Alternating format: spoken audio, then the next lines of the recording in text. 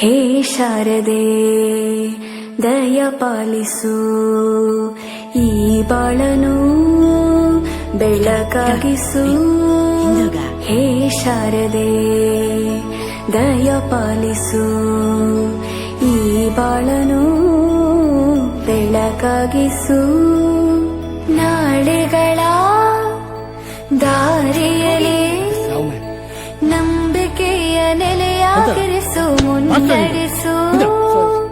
ಕೈ ಹಿಡಿದು ನಾವಾಡೋ ಪದ ಪದದಲ್ಲೂ ಸಂಚರಿಸು.